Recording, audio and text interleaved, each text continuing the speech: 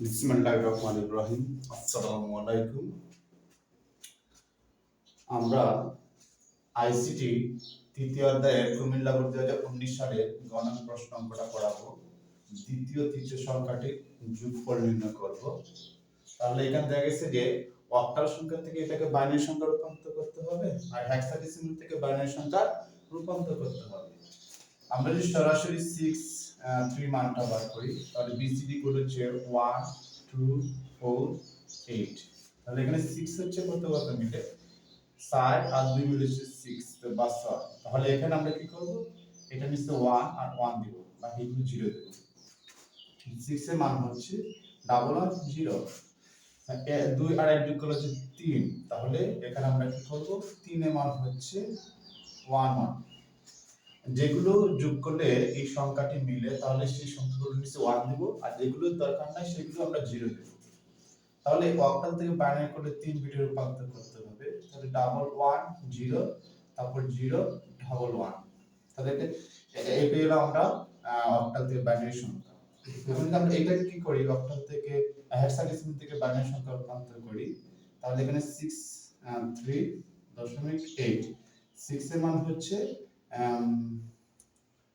Double 1 0, 3 মান হচ্ছে double 1। সামনে একটা শূন্য দিয়ে 4 বিট করব, দুইটা শূন্য দিয়ে 4 বিট করব, কারণ হেক্সাডেসিমাল থেকে বাইনারি করলে 4 বিটে রূপান্তর করতে হবে। তারপর এখানে 8 এর মান হচ্ছে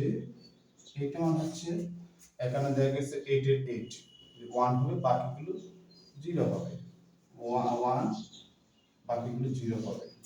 তাহলে আমরা একত্র করব 0 ডাবল 1 0, তারপরে হচ্ছে ডাবল 0 ডাবল 1 দশমিক 1, এরপরে সাইড 3টা 0। আমরা এগুলোকে যোগ করব। যদি আমরা যোগ করি এই সংখ্যাটা আগে লিখতে পারি, সমস্যা নেই।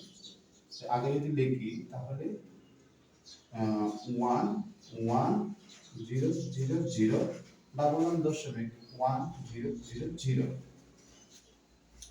তারপর হচ্ছে এই মানগুলো বসাবো, ডাবল 1, তারপর হচ্ছে ডাবল 0, তারপর হচ্ছে ডাবল 1, এই যে ডাবল 1। আমরা এখন সরাসরি যোগ করে নেব।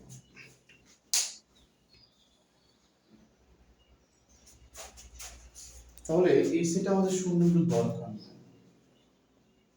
আমরা এই সংখ্যাগুলো এখানে বসাইলাম, তারপর এই সংখ্যাটা এখানে বসাইলাম। এখানে হচ্ছে 1 দশমিক, তারপর 1 আর 1 যোগ করলে হচ্ছে 1 আর 1 যোগ করলে হচ্ছে 10। 10 এর শূন্য হাতে রয়েছে কত 1, এই 1 রয়েছে। তাহলে এখানে একটা 1 এখানে একটা 1, মোট 1 হচ্ছে দুইটি, আর এখানে একটা মোট তিনটে। 1 যোগ করলে হবে 11। তার মানে লিখলাম 1, হাতে হচ্ছে 1, দুইটা 0 আর 1 1, তারপর হচ্ছে 0, তারপর হচ্ছে 1, তারপর 1 আর 2 করলে 10 এর শূন্য হাতে হচ্ছে 1 আর 2 10 এর শূন্য হাতে হচ্ছে 1। এই হচ্ছে আমাদের যোগফল। মোট এখানে দুইটি সংখ্যা যোগফল, আমরা লিখবো এখানে দুইটি সংখ্যা যোগফল। সংখ্যা দুটি যোগফল অথবা সংখ্যা দুটি, আচ্ছা আমরা লিখবো সংখ্যা দুটি যোগফল। সংখ্যা দুইটি যোগফল।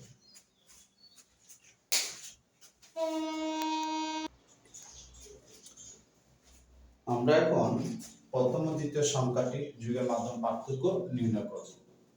গণন, এই যে গণন দেখাতো আগে করেছি গ, এখন হচ্ছে গণন। গ আর গ এই দুটো অঙ্ক করলে আমাদের এই বোর্ড প্রশ্ন শেষ হয়ে যাবে।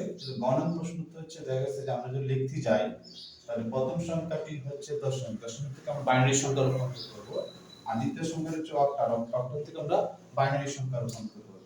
তাহলে এটাকে লসাগু করব, দুইটা ভাগ করলে কত হবে 31 দুগুণে 62, তাহলে আর থাকে 1।